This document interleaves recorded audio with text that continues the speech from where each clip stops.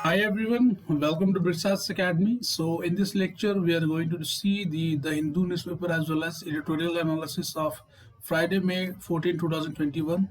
And this lecture is presented by me, Manish Chaudhary. So you can subscribe our channel, Britsats Academy, to make your preparation for UPSC and many state PCS examinations like JPSC, UPPSC, BPSC, and many more state PCS examination. And if you want the PDF of this newspaper, you can join our Telegram channel. Telegram channel का जो link होगा वो आपको मैं video के description में दे दूंगा, आप उसको थ्रू ज्वाइन कर सकते हो। और ये जो पिक्चर है इसमें बेसिकली दिखाई जा रही है जो थर्ड वेव है। सेकेंड वेव आप अगर देखोगे तो सेकेंड वेव धीरे धीरे डाउन हो रही है। तो सेकेंड वेव धीरे धीरे डाउन हो रही है, तो हम लोग जो प्रिपेयर कर रहे हैं फॉर द थर्ड वेव। ठीक है, इसमें दिखाया जा रहा है कि थर्ड वेव है और कोविड-19 पैंडेमिक वो आने वाला है। और हमारे जो पीएम है नरेंद्र मोदी, वो बेसिकली प्रिपेयर कर रहे हैं टू द स्टेट्स और हमारे जो कंट्रीज है to deal this third wave.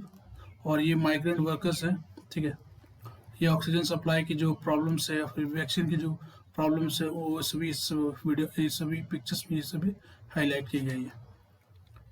सो सबसे पहला आर्टिकल है तुम्हारा Sputnik 5 source be available in India next week says government.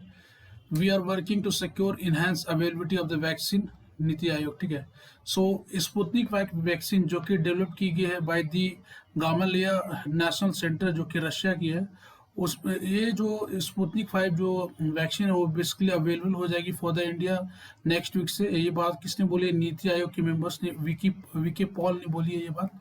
और जो नीति आयोग है वो बेसिकली प्रोएक्टिवली इंगेज कर रही है अदर फॉरेन कंट्रीज के साथ, जो भी फॉरेन वैक्सीन मैन्युफैक्चरर्स है। ठीक है, जो भी मैन्युफैक्चरिंग जो भी अदर वैक्सीन प्रोड्यूस कर, जैसे मॉडर्ना हो गया, फिर फाइजर हो गया, जॉनसन एंड जॉनसन हो गया। ठीक है, तो ये सभी जितने भी फॉरेन वैक्सीन मैन्युफैक्चरर्स हैं उनके साथ नीति आयोग कंटिन्यूसली इंगेज कर रही है कि आप जो प्रोडक्शन है उसको आप हाई करो, और हम आपकी जो वैक्सीन है उसको प्रोक्योर करना चाहते हैं।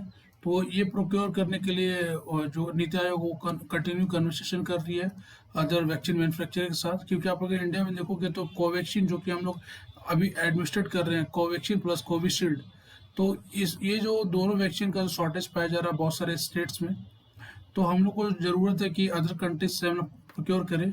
और वन ऑफ द इशू है जो कि प्रोक्योरमेंट ऑफ कोविड-19 वैक्सीन है, वो बेसिकली आईपीआर वेवर।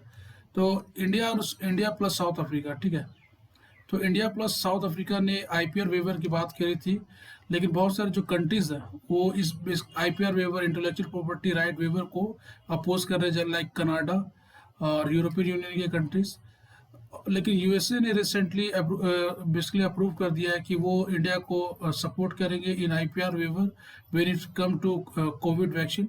लेकिन इंडिया बेसिकली है, इंडिया जो साउथ अफ्रीका है वो बेसिकली जो डिमांड कर रहे हैं आईपीआर वेवर, वो केवल कोविड-19 वैक्सीन की बात नहीं कर रहे, वो बेसिकली मेडिकल इक्विपमेंट है, जितनी भी टेक्नोलॉजी है, ठीक है, इन सभी चीज़ों में वो आईपीआर वेवर मांग रहे हैं, जो कि देना बहुत ही मुश्किल है। क्योंकि बहुत सारे जो जायंट फार्मास्यूटिकल कंपनीज है, ठीक है, और बहुत सारे जो कंट्रीज हैं वो बेसिकली इस स्टैंड को अपोज कर रहे हैं, ठीक है, कि वो इस ये सभी जो चीज़ें हैं उसमें वो आईपीआर नहीं दे सकते हैं।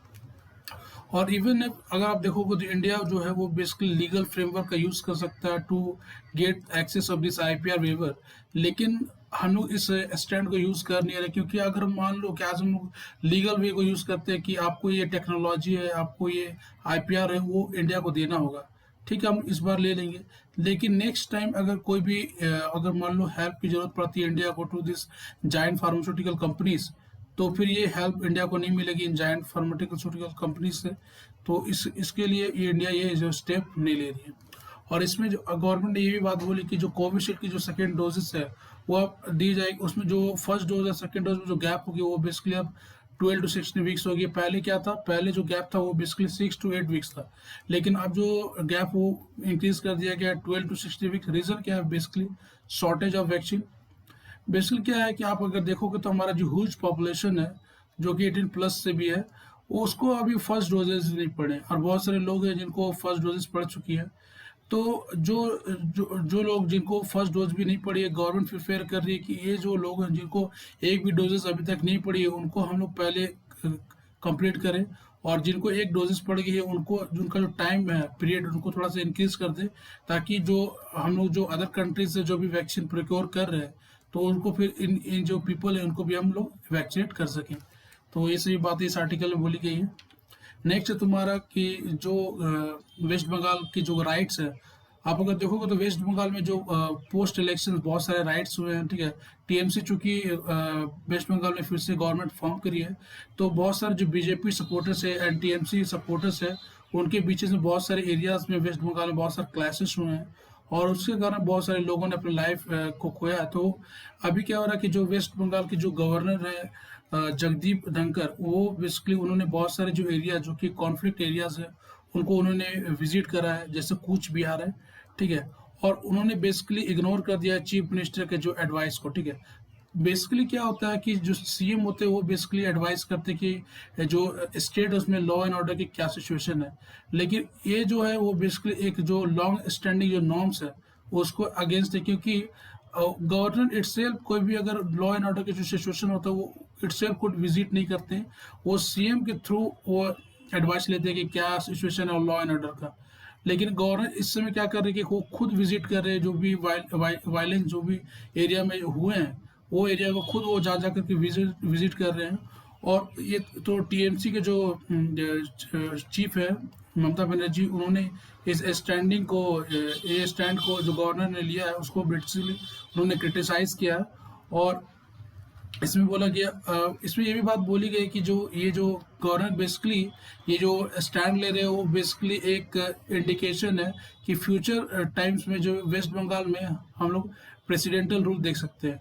रीज़न क्या है कि वेस्ट बंगाल के बहुत सारे लीडर्स हैं वो बेसिकली बोल रहे हैं कि ये जो जितना भी ये गवर्नर जो भी विजिट कर रहे हैं जो प्लेसेस को, वो बेसिकली एक ड्रामा है, और जो कि मोदी साहब ने जो गवर्नर है उनको करने के लिए बोला है। और अपकमिंग डेज में ये भी हो सकती है जो प्रेसिडेंटल रूल वो बेसिकली लगाई जा सकती है।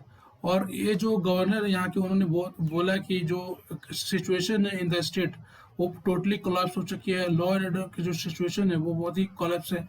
इवन आप सोचो कि गवर्नर जब ये जो क्लास जो एरियाज में क्लासेस हुई हैं वो एरिया में गवर्नर विजिट करने गए हैं, और बहुत सारे जो पीपल्स हैं उन्होंने गवर्नर को भी गो बैक का स्लोगन दिया। मतलब गवर्नर भी अगर विजिट करने जा रहे हैं तो उनको भी गो बैक, मतलब उनके खिलाफ भी स्लोगन्स लगा रहे हैं। तो लॉ एंड ऑर्डर की जो सिचुएशन आप उसको समझ सकते हो कि बहुत ही बुरा हो चुका है वेस्ट बंगाल में।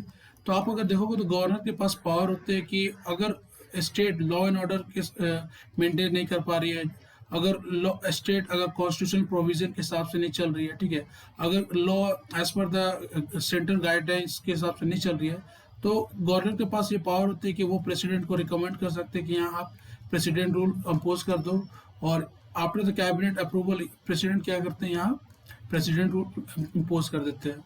तो ये प्रोबेबिलिटी हो सकती है कि अपकमिंग डेज में जो वेस्ट बंगाल है वहाँ हम लोग को प्रेसिडेंट रूल देखने को मिले। So this is all about this article. Next है तुम्हारा why not place convicts under house arrest says Supreme Court. So as you know कि जो हम लोग को जो प्रिजन है वो उसमें ओवर क्राउडिंग के बहुत सारे प्रॉब्लम्स है, ठीक है। बहुत सारे जो आप अगर देखोगे जो हमारा जो प्रिजनर्स हैं उनका जो स्ट्रेंथ है, मतलब जो हमारा जो जेल्स होते हैं उनमें जितने प्रिजनर्स को हम रख सकते हैं तो उनसे भी ज़्यादा वहाँ नंबर ऑफ जो प्रिजनर है वो इंक्रीज हो चुके हैं। लगभग जो कैपेसिटी आप देखो तो जस्टिस जोसेफ ने बोला कि जो कैपेंसी रेट ऑफ द प्रिजन वो बेसिकली इंक्रीज हो चुकी है बाय द 118.5%। मतलब जो होल्डिंग कैपेसिटी उससे भी ज़्यादा प्रिजन में ओवर क्राउडिंग की प्रॉब्लम हो चुकी है। और अभी जो कोविड-19 की केसेस है वो बहुत ही हाई है, तो ये प्रोबेबिलिटी है कि जो इन्फेक्शन है वो बेसिकली ये जो प्रिजनर्स हैं उनमें भी फैल हो जाए। तो सुप्रीम कोर्ट ये बेसिकली बोल रही है कि जो जितने प्रिजनर्स हैं जो एक नॉर्मल केसेस में इन्वॉल्व है, ठीक है, तो उनको हम लोग बेल दे दें और उनको हाउस अरेस्ट में हम लोग रख सकते हैं। और उन्होंने ये एडवाइस दिया गवर्नमेंट को कि आप इस पर डिसीजन लो। और आप अगर देखोगे तो ये जो बात बोली गई है इसमें कि जो number of under trial prisoners हैं वो बेसिकली बहुत ही हाई है, और ये बेसिकली कॉन्स्टिट्यूट करते हैं 69%। सो बहुत सारे लोग जो कि अंडर प्रिजन है वो बेसिकली अंडर ट्रायल्स में वो कन्विक्टेड नहीं है, मतलब कन्विक्टेड अलग होते हैं। अगर जुडिशरी डिसीजन दे देती है तो उसको बोलते हैं कन्विक्टेड, लेकिन अंडर ट्रायल्स मतलब उनके उनके ऊपर अभी डिसीजन हुई नहीं है। तो 69% जो कॉन्स्टिट्यूट कर रही है वो बेसिकली अंडर ट्रायल्स है।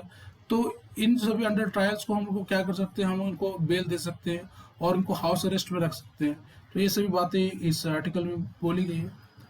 नेक्स्ट है, इसी आर्टिकल से रिलेटेड एडिटोरियल में आया कि should political prisoners to be release during the pandemic, political prisoners can be let out on bail and to be treated like they are in a detention.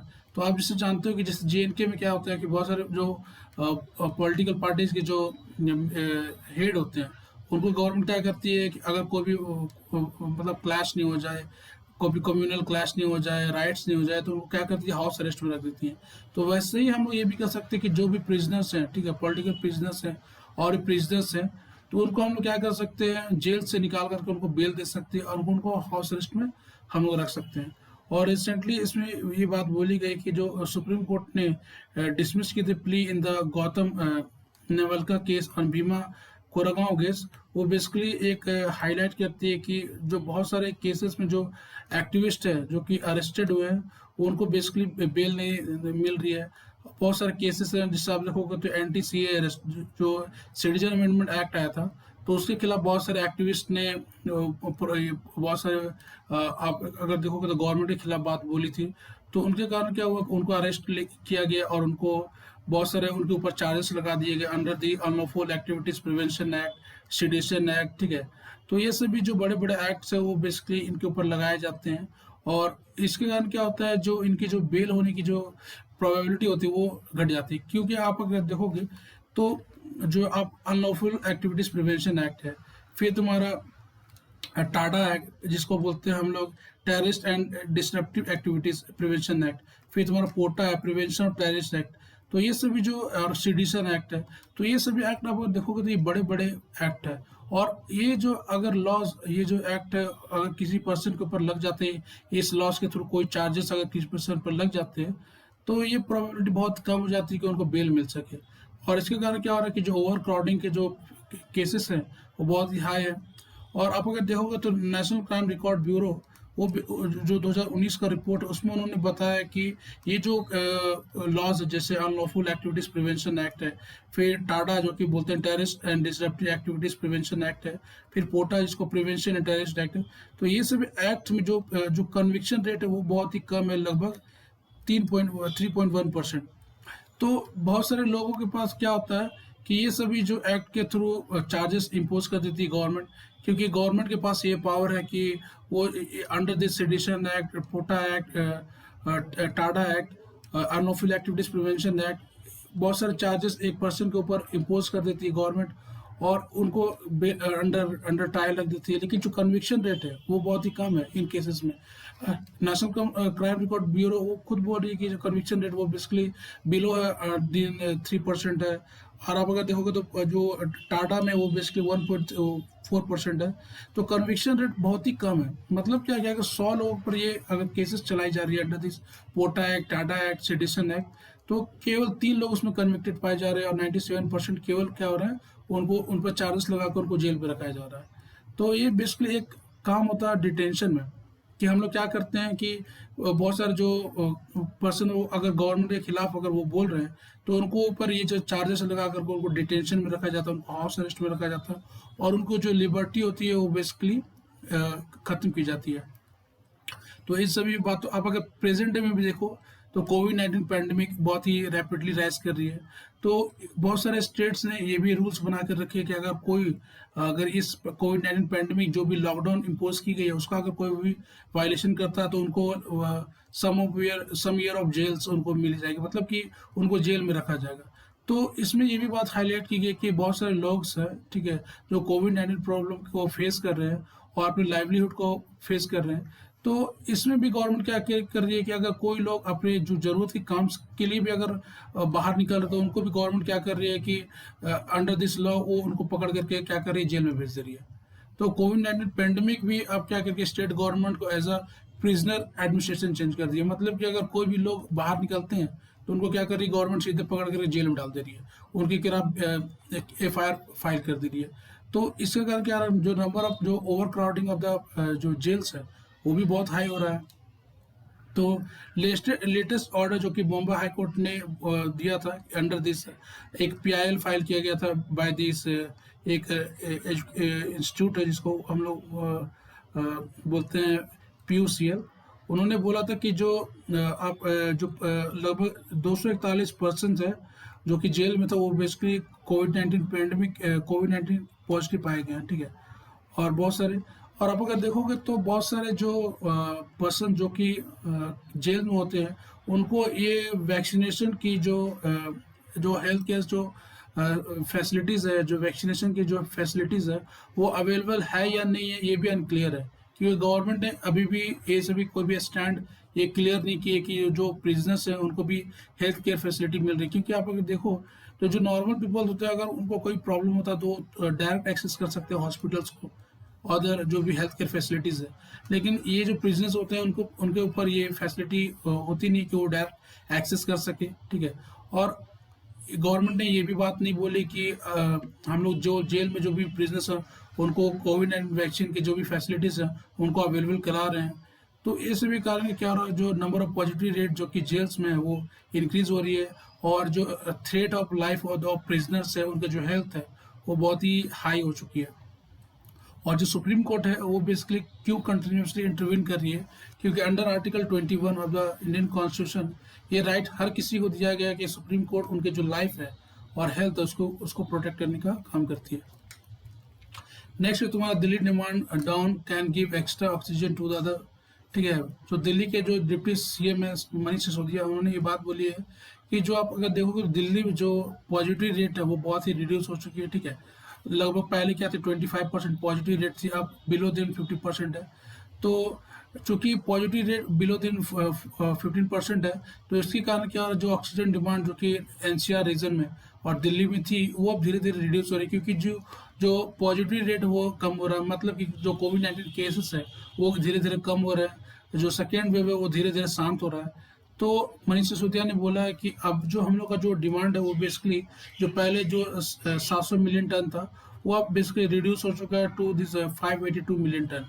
तो other जो भी surplus है वो centre जो state जिनको ज़रूरत है आप उनको एलोकेट कर सकते हैं, क्योंकि हमारा जो जो नंबर ऑफ केसेस है वो धीरे धीरे रिड्यूस हो रहा है।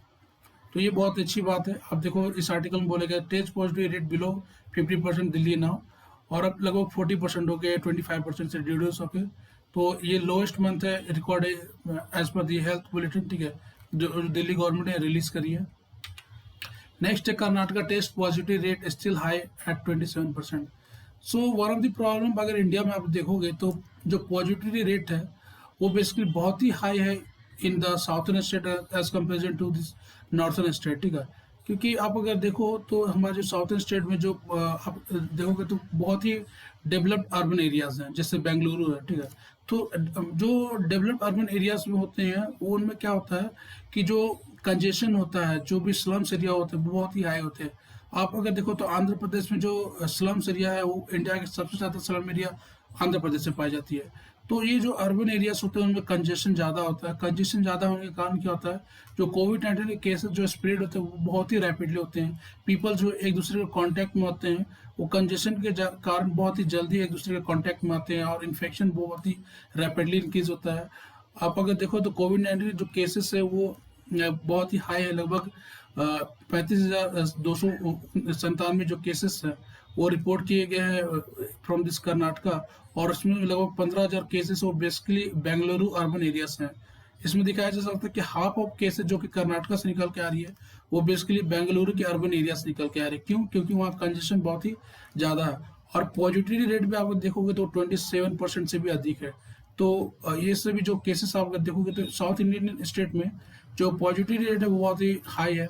दिल्ली में देखो तो अब दिल्ली में भी कंजेशन है, लेकिन अब वहाँ पॉजिटिव रेट धीरे धीरे कम होकर सीधे 50% आ चुकी है। लेकिन साउथर्न स्टेट में जो जो केसेस हैं वो कम होने का नाम नहीं ले रही है। तमिलनाडु में भी देखो तो अभी जो फ्रेश केसेस थे वो लगभग 30,000 के नए फ्रेशेस केस निकल करके आए हैं। तेलंगाना में लगभग 5,000 नए केसेस निकल करके आए हैं। तो और जो लगभग तमिलनाडु में लगभग 300 लोग की जान खोई है। तो ये सभी जो केसेस है वो बहुत ही हाई है साउथर्न स्टेट्स में, वहाँ क्योंकि अर्बन स्लम्स बहुत है, कंजेशन बहुत है, तो ये सभी प्रॉब्लम्स है in the southern state. Next है तुम्हारा temporary respite, price stability must be maintain, even steps to boost demand are taken.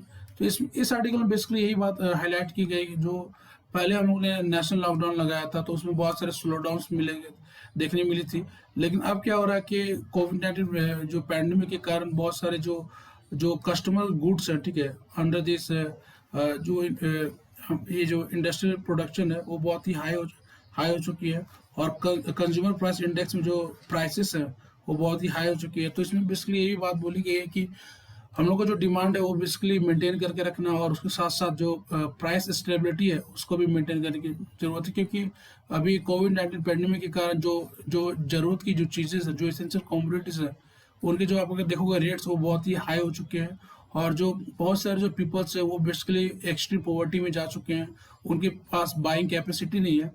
तो इसमें ये भी बात बोली गई कि हम लोग को जो डिमांड एंड सप्लाई है उसको मेंटेन करने की जरूरत है, और प्राइस स्टेबिलिटी उसको भी देखने की जरूरत है। नेक्स्ट है तुम्हारा the crime of enforced disappearance must be end. So इस आर्टिकल में बेसिकली यही बात की गई कि जो बहुत सारे आप कंट्रीज देखोगे, जैसे म्यांमार है, चाइना है, श्रीलंका है, तो ये सभी कंट्रीज में एक कॉमन प्रॉब्लम है, वो इसको बोलते हैं डिटेंशन और डिसअपियरेंस।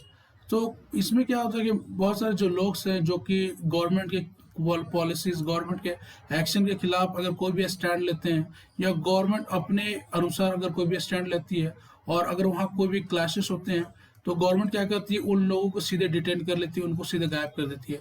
चाइना में रिसेंटली अभी बहुत ही मल्टी बिलियनर जैक मा को चाइना ने लगभग 3 मंथ के लिए उनको डिटेन कर लिया था, 3 मंथ तक वो बाहर नहीं आए थे, ठीक है। तो ये जो कंट्रीज है उनमें बहुत सारे ये जो problems of the detention disappearance वो बहुत ही हाई है। चाहे आप अगर देखोगे तो ये जो म्यांमार है, तो म्यांमार में क्या हुआ कि फरवरी 2021 में मिलिट्री ने, वहाँ की मिलिट्री ने क्या कर दिया, कू कर दिया टू डेमोक्रेटिक इलेक्टेड गवर्नमेंट, जो कि ऑन्ग सान सूकी की गवर्नमेंट थी, जिसको बोलते हैं national league for the democracy. तो ये जो गवर्नमेंट थी उसको वहाँ के मिलिट्री ने कू कर दिया, और वो खुद अपने अंडर में, अपने हैंड में उन्होंने पावर ले लिया। और अब क्या हुआ कि वहाँ के लोग जो उनके खिलाफ प्रोटेस्ट कर रहे हैं, ठीक है, तो जो वहाँ की जो मिलिट्री क्या कर रही है, उनके ऊपर मतलब ब्रूटली उनके ऊपर अत्याचार कर रही है, उनको मारा जा रहा है, पीटा जा रहा है, उनको डिटेंशन में रखा जा रहा है। और अगर कोई भी पर्सन की फैमिलीज में, कोई फैमिलीज का अगर पर्सन जो कि ये जो क्लासेस है, ठीक है, ये जो राइट्स में इन्वॉल्व होते हैं, तो उनको सीधे क्या किया जा रहा है, उनको सीधे डिसअपेयरेंस किया जा रहा है, मतलब सीधे गायब कर लिया जा रहा है, और वो जिंदा है नहीं है, उनके फैमिली मेंबर्स को ये बात पता भी नहीं है, वो सीधे गायब हो जाते हैं। उनको, उनके फैमिली मेंबर को भी ये बात पता नहीं चलती कि हमारा जो फैमिली मेंबर है वो कहाँ गया। तो ये सभी जो केसेस हैं, जो राइट्स के केसेस है, जो डिसअपेयरेंस के जो केसेस है, वो म्यांमार में बहुत ही हाई हो चुके हैं। और ये जो राइटर है वो बेसिकली बोल रहे हैं कि जो केसेस है जो डिसअपेयरेंस के, वो केवल म्यांमार में नहीं है, अदर भी कंट्रीज है उनमें ये जो केसेस पाए जा रहे हैं, जैसे चाइना।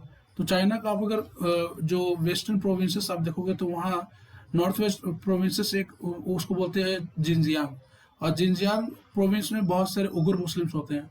और चाइना को ये डर है कि चूंकि ये जो पीपल्स है वो बेसिकली इस्लाम धर्म को फॉलो करते हैं, तो ये प्रोबेबिलिटी होती है कि वो इस्लामिक फंडामेंटलिज्म से इंस्पायर्ड हो जाए, और वहाँ जो राइट्स है वो भी और इंक्रीज हो जाए। तो ये सभी प्रॉब्लम्स को देख के चाइना क्या करती है, वहाँ एक डिटेंशन कैंप उन्होंने एस्टैब्लिश करा है, जिसको वहाँ जो उग्र मुस्लिम्स हैं उनको वो फोर्सली वहाँ सेंड करते हैं, और उनको वहाँ ट्रेनिंग देते हैं, और उस ट्रेनिंग को बेसिकली वो जो नाम देते हैं वो बोलते हैं basically vocational and educational training centre. ये vocational and education training centre वो बेसिकली एक डिटेंशन कैंप है, जहाँ मुस्लिम्स को वहाँ भेजा जाता है, उन्हें बहुत सारे टॉर्चर्स होते हैं, उनको री एजुकेशन दिया जाता है। चाइना बेसिकली इस टॉर्चर को री एजुकेशन का नाम देती है, उनको बहुत सारा डिटेन किया जाता है, और उनको फिर री एजुकेशन करके उनको जो उनके जो राइट्स है, रिलीजियस राइट्स है, वो उनको नहीं दिया जाता। आप अगर वहाँ के मुस्लिम्स को आप अगर देखोगे तो उनको फुल मतलब पूरा कपड़ा पहनने की मतलब इजाज़त नहीं है, वहाँ आप बुर्का आप नहीं पहन सकते हो, नमाज आप पब्लिक प्लेस में नहीं पढ़ सकते हो। ठीक है। और भी बहुत सारे जो टेक जाइंट है उन्होंने अपने बहुत सारे टेक्नोलॉजी को वहाँ पर सेटअप लगाया कि हर पर्सन को वो आइडेंटिफाई करते हैं, हर पर्सन को डिजिटली आइडेंटिफाई करके उनको देखने का काम करते हैं। ठीक है। तो और आप अगर देखो तो श्रीलंका में भी यही सारे केसेस निकल करके आ रहे हैं कि कोई भी अगर पर्सन अगर डोमेस्टिक लॉज को वायलेट कर रहा है तो जो पर्सन को आता है उनको सीधे डिसअपेरेंस किया जाता है। और ये जो बेसिकली ये जो डिसअपेरेंस है, डिटेंशन, ये जो कल्चर वो कहाँ से चला, वो बेसिकली चला है 1970 में जो डर्टी वॉर हुई थी अर्जेंटीना में। तो अर्जेंटीना के मिलिट्री ने क्या करा था, लगभग 30,000 अपने ही लोगों को क्या करा था, उन्होंने डिटेंशन कर दिया था, उनको किडनैप कर दिया था। रीज़न क्या था कि जो यूएन की जो एक बॉडी जिसको बोलते हैं United nation commission on human rights, वो बेसिकली चाहते थे कि ये जो अर्जेंटीना ये जो ह्यूमन राइट्स वायलेशन करा है उनके खिलाफ एक्शन ले। तो अर्जेंटीना की जो मिलिट्री ने उन्होंने क्या किया, अपने ही लोगों को उन्होंने किडनैप कर लिया और उनका बेसिकली उनको डिटेंशन में बेच कर उनको किल कर दिया। तो United nation human rights council जो कि वर्किंग ग्रुप है वो बेसिकली वर्क कर रही है टू इन दिस डिसअपेरेंस और डिटेंशन जो कि कल्चर अभी वर्ल्ड वाइड चली है। तो इसी भी बातें इस आर्टिकल में हाईलाइट की गई है। नेक्स्ट है तुम्हारा app to view Supreme Court proceeding launch. तो रिसेंटली जैसा आप जैसे जानते हो कि हमारे जो chief justice of India N K. Ramana है, उन्होंने ये बात बोली है कि जो मीडिया का जो राइट है वो कोर्ट प्रोसीडिंग को अगर टेलीकास्ट करना वो मीडिया का राइट है under the freedom of speech and expression. ठीक है। जो कि अभी जो मद्रास हाईकोर्ट के जो केसेस हुए थे उसमें जो सीजीआई ने ये डिसीजन दिया था और सुप्रीम कोर्ट ने ये डिसीजन दिया था। और जुडिशरी क्या चाहती है, वो बेसिकली चाहती है कि जितने भी उनके जो प्रोसीडिंग्स होते हैं उनको वो as a live telecast release करना चाहती है। आप अगर देखोगे तो गवर्नमेंट की जो लेजिस्लेचर है बॉडी, उनका जो लाइव टेलीकास्शन वो होता है through Lok Sabha and Rajya Sabha TV, लेकिन जुडिशरी की अभी कोई भी प्रोसीडिंग्स है वो लाइव टेलीकास्ट नहीं होती है। और इसके कारण क्या होता है, आप अगर देखो तो एग्जीक्यूटिव और पब्लिक का जो रिलेशन है वो बहुत ही हाई है, क्योंकि जो भी लॉ इन्फोर्समेंट एजेंसी वो एग्जीक्यूटिव है, तो जो पब्लिक है वो सीधे डायरेक्ट इंटरेक्ट करती है थ्रू एग्जीक्यूटिव। लेजिस्लेचर भी आप देखो तो लेजिस्लेचर भी पब्लिक के साथ डायरेक्टली इंटरेक्ट करती है। क्यों? क्योंकि जो लॉ मेकिंग का प्रोसेस वो लेजिस्लेचर करती है और वो अपने जितनी भी प्रोसीडिंग्स होती है वो उनको सीधे through live telecast under the Rajya Sabha and Lok Sabha TV वो टेलीकास्ट करती हैं। तो पब्लिक का जो इन्वॉल्वमेंट होता है वो लेजिस्लेटिव बॉडी में भी होता है। लेकिन जो जुडिशियल प्रोसीजर होता है, जो कि बहुत सारे लोग ऐसा कंसिडर करते हैं कि जो जुडिशियल प्रोसीजर होता है वो बेसिकली बहुत ही कॉम्प्लिकेटेड प्रोसीजर होता है। तो इसके कारण क्या होता है कि जुडिशरी एंड पब्लिक का जो गैप है वो बहुत ही हाई है। बहुत सारे जो नॉर्मल पीपल है, जो कॉमन पीपल है, वो जुडिशरी के जितने भी स्टेप्स होते हैं, जितने भी उनकी जो प्रोसीजर होती है उनको वो समझते नहीं है। तो इसी के कारण जो ये जो गैप है उसको ख़त्म करने के लिए जो हमारे सीजीआई एन.वी. रमना, उन्होंने ये बात बोली है कि हम लोग एक मोबाइल ऐप के थ्रू जितने भी प्रोसीडिंग्स होंगे सुप्रीम कोर्ट्स की, ठीक है, उसको हम लोग लाइव टेलीकास्ट करेंगे। और ये बेसिकली एक जो काम होगा वो बेसिकली किसको प्रमोट करेगा, ट्रांसपेरेंसी को। सो आप देखोगे तो ट्रांसपेरेंसी, उन्होंने ये बात बोली है कि जो ट्रांसपेरेंसी है वो basically one of the honourable principle in the judicial process. ठीक है। सो जुडिशियल जो भी डिसीजन लिए जाते हैं, जो डिसीजन जो भी जजमेंट होती है, उनमें जो ट्रांसपेरेंसी है जो होती है उसको मेंटेन करने की बहुत ही ज़रूरत है। और इस ट्रांसपेरेंसी को प्रमोट करने के लिए हम लोग ये लाइव टेलीकास्ट को प्रमोट कर रहे हैं। ठीक है। और उनमें ये जो बात बोली गई कि सीजीआई ने ये भी एक इनिशिएटिव लिया है कि वो आप क्या करेंगे, जो सुप्रीम कोर्ट के जितने भी जो डिसीजन होंगे, जितने भी जजमेंट होंगे, उनको एक वेबसाइट है इंडिकेटिव नोट। ठीक है। तो उन्होंने एक ऑफिशियल वेबसाइट लॉन्च करी जिसको नाम रखा गया इंडिकेटिव नोट्स। और वहाँ जितने भी जजमेंट्स होंगे उनके जो प्रिसाइज समरीज होंगे, वो प्रिसाइज समरीज आप अगर देखो तो सुप्रीम कोर्ट की जो समरीज होती है, जो जजमेंट होती है, वो लगभग 300 पेजेस की होती हैं। तो एक नॉर्मल पीपल के लिए ये मतलब इतना नहीं होता है कि वो 300 पेजेस को पढ़ सके। ठीक है। वो बहुत टाइम कंज्यूमिंग है और उतना नॉलेज भी पर्सन को होना चाहिए। एक नॉर्मल पीपल है वो भी जो जुडिशियल के जो जजमेंट्स है उनको समझ सके। तो आप क्या करेंगे, जो सुप्रीम कोर्ट वो बेसिकली एक इंडिकेटिव नोट जो कि एक वेबसाइट है, उसमें जितने भी अपने जजमेंट है उसके एक समराइज को वो वहाँ पर रख देगी। और उसके कारण क्या होगा, ये एक बेसिकली एक यूजफुल रिसोर्स का काम करेगा। वो जितने भी मीडिया पर्सन्स हैं, जो जनरल पब्लिक्स हैं, जो भी अगर कोई भी सुप्रीम कोर्ट किसी केस में अगर जजमेंट देती है तो वो जजमेंट को अगर किसी भी पर्सन को, किसी भी मीडिया को अगर अंडरस्टैंड करना in a very lucent manner, in a very simple manner, तो वो इस इंडिकेटिव नोट्स को एक्सेस कर सकते हैं। तो ये सही बहुत सारे इंपॉर्टेंट स्टेप्स ली गए हैं, और जुडिशरी जो हमारी है वो बेसिकली बहुत ही रिफॉर्म कर रही है अपने आप को, to maintain the gap between this, so to eliminate the gap between these people and the judiciary. So this is all about this article, and thanks for watching us. Recently एक news निकल के आ रही है कि US deploys F-18 fighter jet to Saudi Arabia as Israel-Palestine conflict. तो Israel Palestine conflict का है वो बेसिकली उसको हम लोग एक वेरी डिटेल वीडियो में कवर करेंगे, और ये जो वीडियो मैंने बनाई उसको भी आप देख सकते हो। ठीक है, so thanks for listening us, so thank you, and you must subscribe our channel.